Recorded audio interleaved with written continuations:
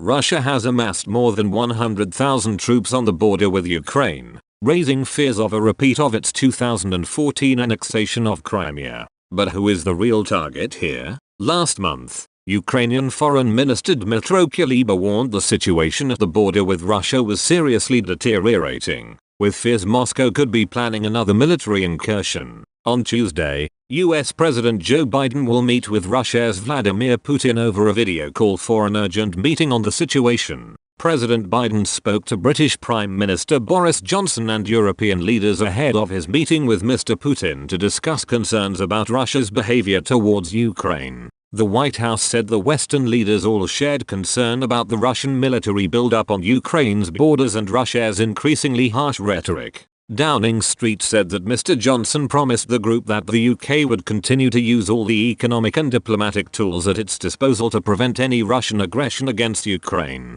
However, some analysts have said that a fresh annexation of Ukraine wouldn't be in Mr. Putin's interest, and suspect his true intentions could, in fact, lie in the West. Adeline Van Hout, the Economist intelligence unit's lead analyst on Russia, wrote for Politico, "There are multiple reasons to question the narrative that has arisen in the West in recent weeks. The first is the numbers, which don't quite add up. If Russia's show of force really was a prelude to an offensive, it would require far more troops and air defense. Russia would also likely be more discreet. With this show of strength now so public, it would be impossible to take Ukraine by surprise, as it did with Crimea. In addition to this, the Ukrainian army is far stronger now than it was in 2014, and an invasion would be extremely costly for Russia, both economically and in manpower. An incursion of this nature could also be politically risky for Mr. Putin, who isn't as popular as he used to be amongst his electorate. So what is the real intention here? Ms. Van Hout said that Mr. Putin is more likely to have his eye set on forcing Western powers to yield on recent matters which he believes go against Russian interest. Russia has been growing increasingly concerned about NATO activity of late,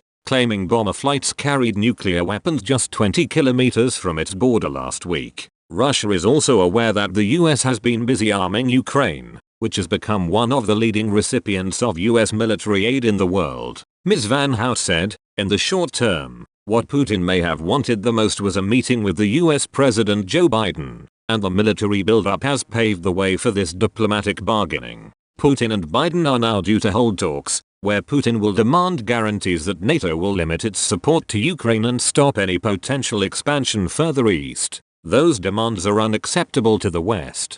Putin knows it, but with his military buildup, Moscow has now managed to send a clear message about its red lines and the fact that the bloc will not be allowed to call all the shots. Tuesday's meeting is expected to be a lengthy one, with Mr. Biden saying he was preparing for a long discussion, adding, "I don't accept anybody's red lines." Discussing the meeting, White House spokesperson Jen Psaki said in a statement, Biden will underscore US concerns with Russian military activities on the border with Ukraine and reaffirm the United States' support for the sovereignty and territorial integrity of Ukraine. She said other topics would include strategic stability, cyber and regional issues. Kremlin spokesman Dmitry Peskov said, bilateral relations, of course Ukraine and the realization of the agreements reached in Geneva at the June summit, are the main items on the agenda.